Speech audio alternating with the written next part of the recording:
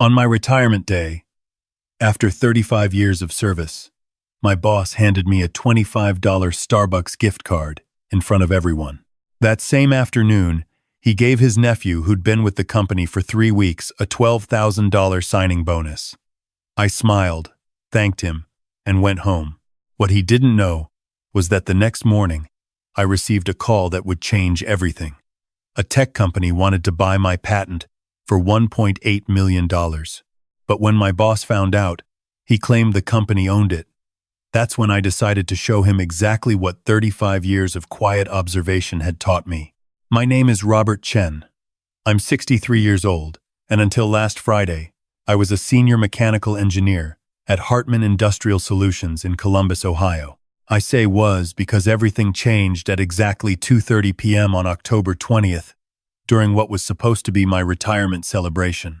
The conference room was decorated with generic blue and silver streamers. There was a sheet cake from Costco with "Good Luck Rob" written in stiff frosting letters.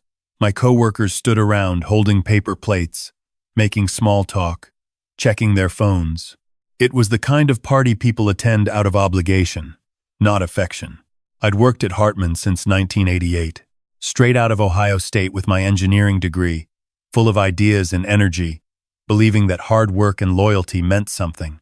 I'd watched the company grow from 40 employees to over 300. I'd survived 4 recessions, 2 ownership changes, and countless rounds of layoffs. I'd trained probably 100 junior engineers over the decades. I'd never called in sick unless I was genuinely ill. I'd missed my daughter's 8th grade graduation to finish a critical project. I'd spent weekends in the shop, evenings reviewing calculations, holidays debugging prototypes. My wife Sarah used to joke that I was married to Hartman first, her second. She passed away 4 years ago. Ovarian cancer. By then, work was all I had left. Our daughter Emily lived in Seattle with her own family. The house in Clintonville felt too big, too quiet. So I stayed late at the office, took on extra projects, mentored the young engineers who actually wanted to learn. Marcus Hartman, the CEO and grandson of the founder, stood at the front of the conference room. He was 51, with the kind of tan that comes from Florida golf trips, not Ohio winters. His suit probably cost more than my monthly mortgage payment. Rob, Marcus said, flashing his politician's smile. 35 years. That's incredible dedication. You've been the backbone of our engineering department. People clapped politely. I nodded. We got you a little something, Marcus continued. He handed me a card. Inside was a Starbucks gift card. I checked the amount later. $25. Thank you, Marcus, I said. I appreciate it. And hey, don't be a stranger, he said, already turning away. Stop by any time. That was it. 35 years reduced to $25 and a Costco cake. I ate my slice, shook some hands, and left at 3:15. But here's what really burned.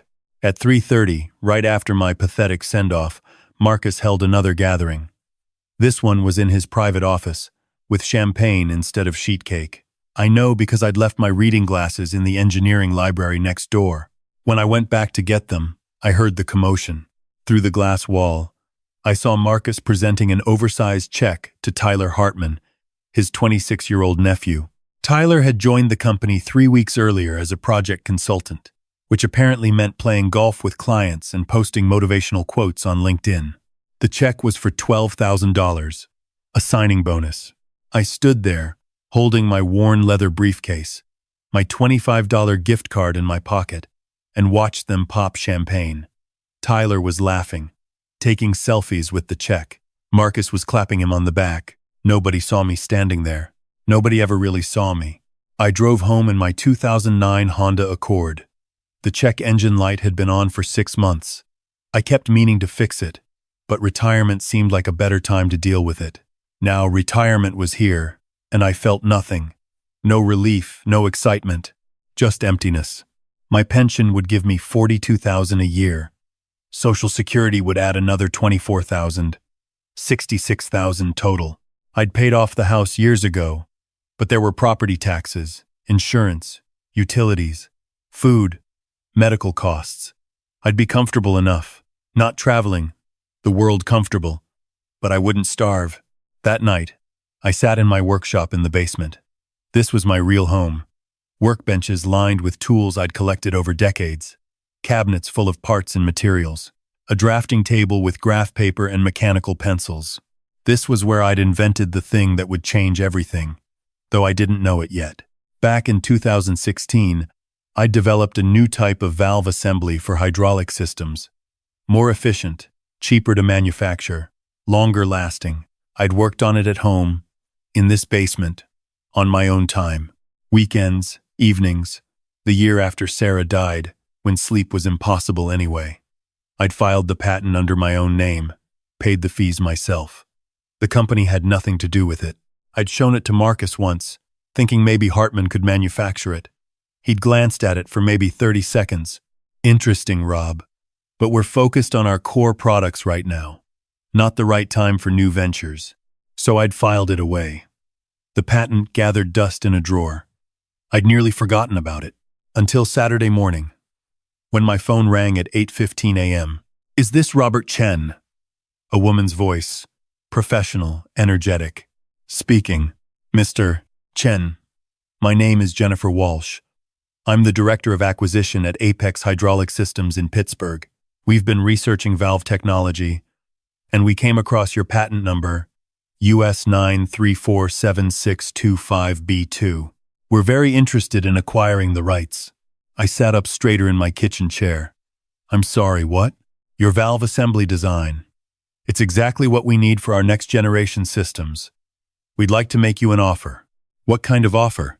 "We're prepared to offer $1.8 million for full rights to the patent, plus a consulting agreement if you're interested." I nearly dropped my coffee mug. $1.8 million? That's our opening offer, Mr. Chen. If you have legal representation, we can schedule a formal negotiation. But I wanted to reach out directly first. Are you interested in proceeding? My hands were shaking. Yes. I'm definitely interested. Wonderful. I'll have our legal team send over the preliminary documents. Should I send them to your home address, or do you prefer another location? I gave her my email address. We talked for another 20 minutes about timelines, next steps, due diligence. When I hung up, I just sat there, staring at my phone. $1.8 million. After 35 years of $50,000 salaries and skipped raises, and we appreciate your dedication, but the budget's tight this year, I was about to become a millionaire. I wanted to call someone, but Emily was probably busy with her kids. I didn't have many friends outside of work, and work wasn't my life anymore. So I sat alone in my kitchen, in the house I'd shared with Sarah, and felt something I hadn't felt in years. Hope. The documents arrived Sunday afternoon. I read every word. The patent was definitely mine, filed under my name, developed on my own time, using my own resources. There was no gray area. This was my creation, my property, my windfall. Monday morning, I called Jennifer back and told her I wanted to proceed. We scheduled a meeting for the following week in Pittsburgh. I should have kept my mouth shut. I should have waited until everything was finalized. But I was 63 years old, and for the first time in decades, I felt like I'd won something, like my work actually mattered. I wanted someone to know. So, Tuesday afternoon, I stopped by Hartman Industrial Solutions, just to visit, like Marcus had suggested, to say hello to some of my former colleagues. I ran into Tom Morrison in the parking lot. Tom was 57, another senior engineer, one of the few people at Hartman I actually considered a friend. "Rob, good to see you, man. How's retirement treating you?" "Pretty well, actually." "Hey, you'll never believe this. Remember that valve patent I filed a few years back? The hydraulic thing? Yeah. A company in Pittsburgh wants to buy it. For $1.8 million. Tom's eyes went wide. "Holy shit, Rob. That's incredible." "I know. I'm meeting with them next week to finalize everything." We talked for a few more minutes. Then I headed inside. I shook some hands, chatted with a few engineers, felt almost nostalgic for the place. I didn't see Marcus that day, but by Wednesday morning, he'd heard everything. My phone rang at 9 a.m. Marcus Hartman. "Rob, hey, Marcus here. Listen, I heard an interesting rumor. Something about a patent? Oh, yeah. My valve assembly design. Apex Hydraulic wants to buy it. That's great, Rob. Really great. But, we need to talk about something. Can you come to my office this afternoon? Say, 2 o'clock? Something in his tone made my stomach tighten. What's this about, Marcus? Just some paperwork we need to review. Nothing to worry about. See you at 2. He hung up before I could ask more questions. I arrived at 1:55. Marcus's assistant led me into his office. Marcus was there with Dennis Crawford, the company's lawyer. Dennis was 62, wore expensive suits, and had the kind of smile that never reached his eyes. Rob, thanks for coming in, Marcus said. Have a seat. I sat. Dennis slid a folder across the desk. Rob, we've been reviewing your employment contract, Dennis said. Specifically, the intellectual property clause. My stomach dropped. What intellectual property clause? Page 7, Section 4. It states that any invention developed by an employee during their tenure, regardless of where or when it was developed, becomes property of Hartman Industrial Solutions if it relates to the company's business interests. I felt cold. I developed that valve on my own time, in my own workshop, using my own materials. The clause doesn't specify location or resources, Mr. Chen. It specifies timing and relevance. You were employed here when you developed it. Hydraulic systems are directly relevant to our business. Therefore, the patent belongs to Hartman. That's bullshit. Marcus held up his hands. Rob, let's stay calm. We're not trying to be unreasonable here. We're willing to offer you a finder's fee. 10% of whatever Apex pays us. 10%? I stared at him. That's my invention. According to your contract, it's our invention, Dennis said. However, in recognition of your long service, Mr. Hartman is willing to be generous. 10% of $1.8 million is $180,000. That's a nice retirement bonus on top of your pension. You gave Tyler $12,000 for showing up. You gave me a $25 gift card for 35 years. Marcus's smile tightened. Tyler's signing bonus is a separate matter. This is business, Rob. You signed the contract back in '88. We're just enforcing the terms. I looked at Dennis. I need to consult with my own lawyer. Of course, Dennis said. But I should inform you that if you proceed with the sale to Apex without our authorization, we'll file an immediate injunction and pursue legal action. That could tie things up in court for years. Very expensive years. They were threatening me. After everything I'd given this company, they were threatening me. I'll be in touch, I said. I stood up and walked out. In my car, I sat gripping the steering wheel, trying not to shake. $1.8 million. The first real money I'd ever been close to. And they were going to steal it. I called Emily that night, told her everything. Dad, that's awful. But you need a lawyer. A good one. I can't afford a good lawyer, honey. Not the kind who can fight a company like Hartman. What about the money from the patent? I can't access that if they're blocking the sale. She was quiet for a moment. Dad, I have some savings. Let me help. Emily, no. You have your own family, your own mortgage. Dad, please. Let me help. You've spent your whole life helping everyone else. I felt tears in my eyes. Okay. Thank you. She recommended a lawyer in Columbus, a woman named Patricia Reeves who specialized in intellectual property law. Patricia agreed to meet me the next day. Patricia's office was in a converted house in German Village. She was maybe 45, sharp eyes behind frameless glasses, no-nonsense handshake. I told her everything, showed her the patent documents, the employment contract, the emails from Apex. She read carefully, making notes. Finally, she looked up. Mr. Chen, this is going to be challenging, but it's not impossible. The key question is whether your invention genuinely relates to Hartman's business interests. If we can argue that your valve design is sufficiently different from what Hartman produces, we might be able to break that clause. How different does it have to be? Different enough that a reasonable person wouldn't consider it within Hartman's normal scope of business. Tell me, What does Hartman primarily manufacture? Industrial pumps and compressors, some custom fabrication work. And your valve?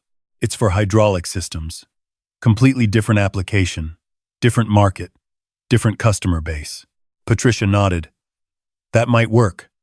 But here's what concerns me. Fighting this in court could take 2 years, maybe 3. Legal fees could run into 6 figures, and there's no guarantee we'd win. My hope deflated. So they win.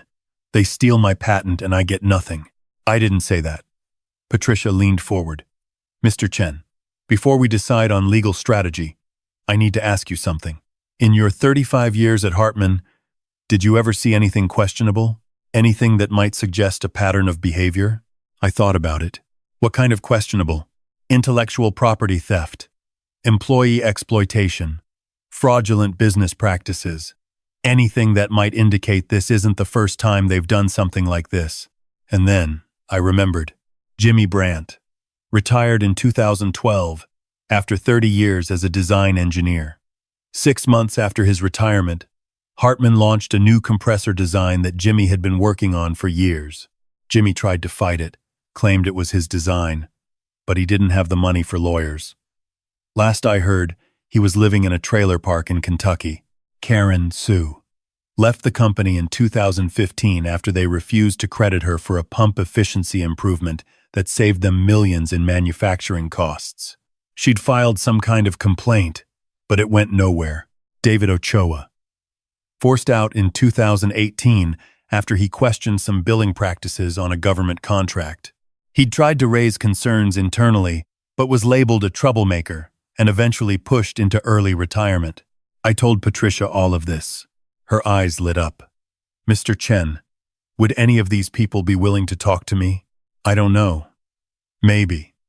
But what does this have to do with my patent? If we can establish a pattern of intellectual property theft and employee exploitation, we're not just fighting a contract dispute anymore. We're potentially looking at fraud, breach of fiduciary duty, maybe even RICO violations if there's a systematic pattern. RICO? That's for organized crime.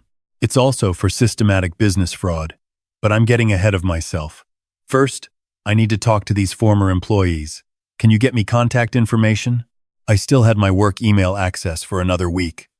I pulled up the old employee directory, found addresses and phone numbers for Jimmy, Karen, and David. Sent them to Patricia. What do I do in the meantime? I asked. Keep your meeting with Apex. Don't commit to anything, but keep the conversation going. And Mr. Chen? Don't mention any of this to anyone at Hartman. If there's something bigger here, I don't want to tip them off.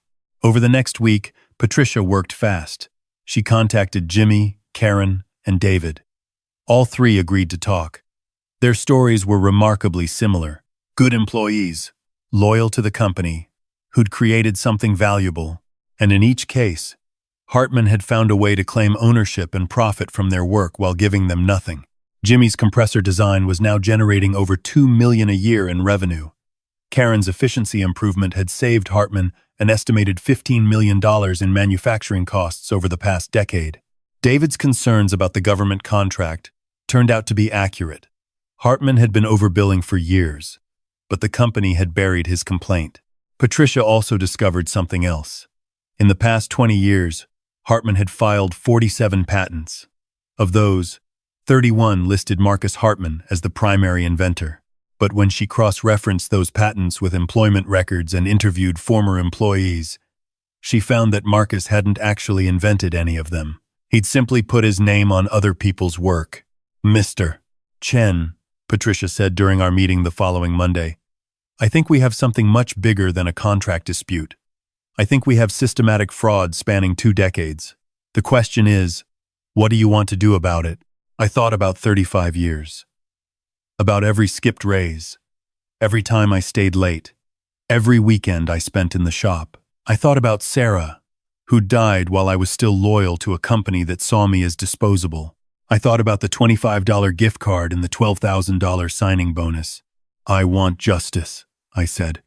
Whatever that takes. Patricia nodded. Then here's what we're going to do. Over the next 3 weeks, Patricia built a case. She interviewed 9 former Hartman employees who'd had similar experiences. She obtained patent records, employment contracts, financial documents. She found evidence of overbilling on 3 separate government contracts. She documented a pattern of retaliation against employees who raised concerns. And then she did something I didn't expect. She contacted the FBI. Turns out that defrauding the government on contracts is a federal crime.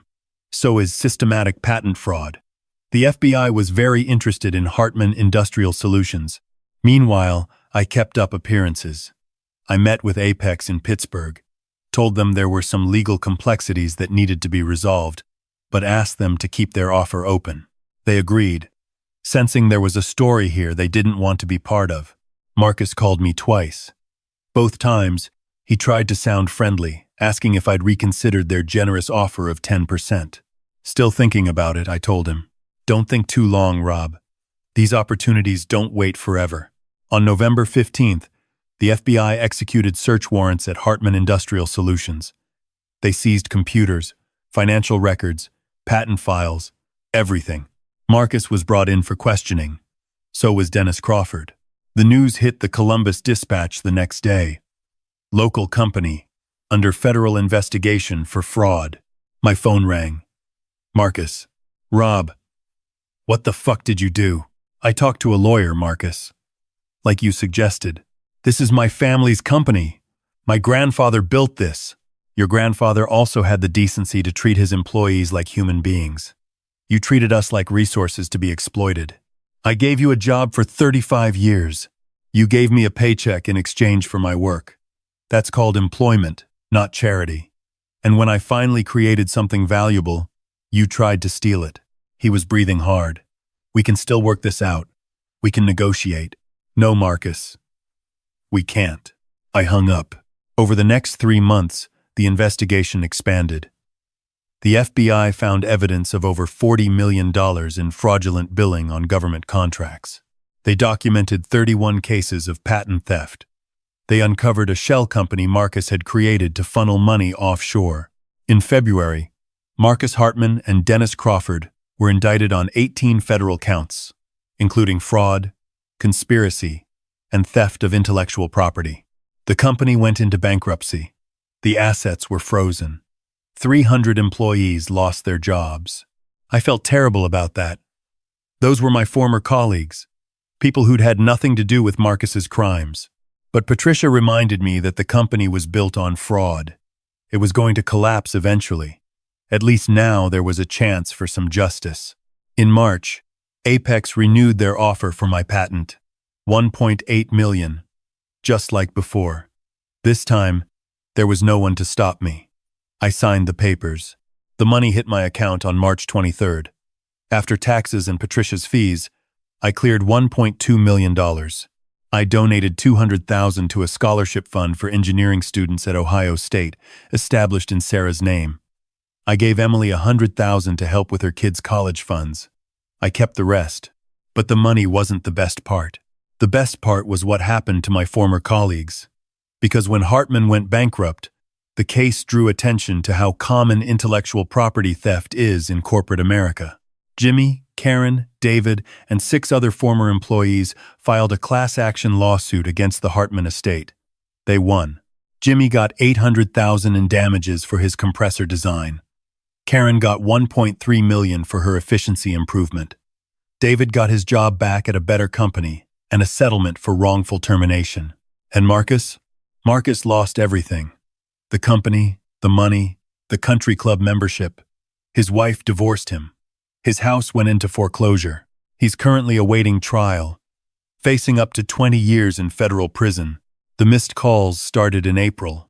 The first few, I ignored. By the time I blocked his number, he'd called 94 times. He left voicemails, begging me to talk to him, to help him, to testify on his behalf that he wasn't that bad, that he'd just made some mistakes, that 35 years had to count for something. I deleted every message without listening to the end, because here's what I learned. Forgiveness doesn't mean reconciliation. I can release my anger without giving him absolution. I can move forward without bringing him along. Some people ask me if I feel guilty, if I regret destroying the company, costing people their jobs, sending my former boss to prison. I don't, because what I destroyed wasn't a real company. It was a shell built on theft and lies. The jobs that were lost were jobs that existed because of fraud, and the man going to prison isn't the man I thought I knew for 35 years. He's the man who was always there, hiding behind a smile and a title. I'm 64 now. I live in the same house in Clintonville. I still drive the same Honda, though I finally fixed the check engine light. I volunteer at the Ohio State Engineering Department, mentoring students who remind me of who I used to be. The money is nice. It means I can visit Emily and the grandkids without worrying about plane tickets. It means I can donate to causes Sarah cared about. It means I can finally fix the porch stairs I've been meaning to repair for 8 years. But the real wealth isn't in my bank account. It's in knowing that I stood up when it mattered, that I chose justice over comfort.